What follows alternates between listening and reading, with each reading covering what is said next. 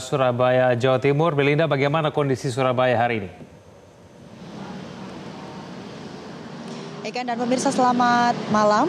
Kondisi di Surabaya berangsur semakin kondusif, namun memang di tempat saya melaporkan saat ini di Jalan Raya Gubernur Suryo, atau tepatnya ini saya di depan Gedung Negara Gerahadi Surabaya, Jawa Timur, masih dilakukan penjagaan ketat dari tim gabungan baik dari TNI maupun juga dari kepolisian.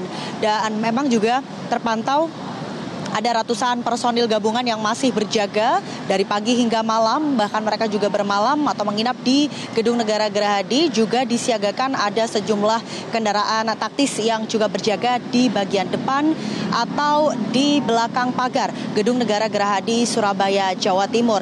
Tidak hanya penjagaan ketat di objek vital untuk menjaga atau untuk menciptakan kondusivitas di kota Surabaya, ini setiap sore juga dilakukan patroli dengan skala besar dari tim gabungan TNI dan juga Polri berkeliling di Surabaya untuk terus menyuarakan atau menyampaikan kepada masyarakat agar tetap kondusif dan tidak melakukan kerusuhan di kota Surabaya. Ini 3 hari pasca demo rusuh di Surabaya pada Sabtu malam yang menyebabkan beberapa objek vital dibakar oleh pihak-pihak yang tidak bertanggung jawab. Salah satunya adalah gedung sisi barat, Gedung Gerahadi Surabaya yang saat ini sudah ditutup dan masyarakat tidak bisa melihat untuk area barat yang terbakar pada Sabtu malam.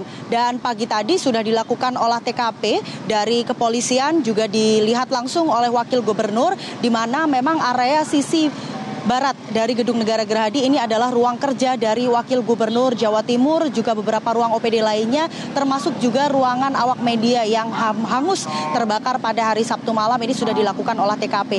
Tidak hanya Gedung Negara Gerahadi, ada 18 pos polisi yang terbakar tersebar di seluruh Surabaya.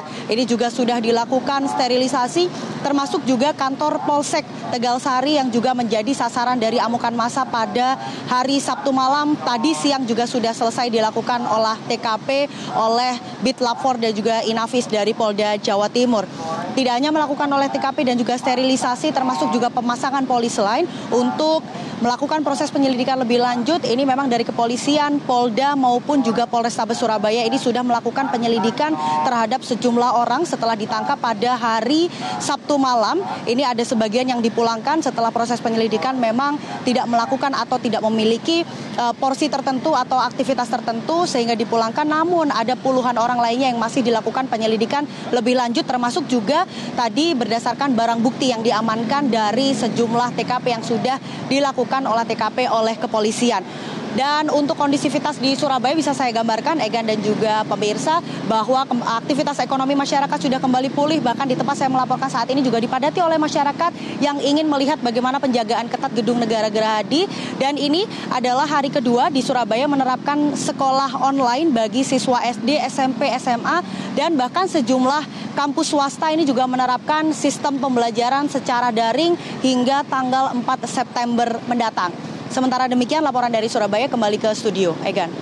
Baik, terima kasih atas informasinya Belinda Firda langsung dari Surabaya, dan sebelumnya ada Nurul Zenita dari Gedung DPR Jakarta. Jelajahi cara baru mendapatkan informasi. Download Metro TV Extend sekarang.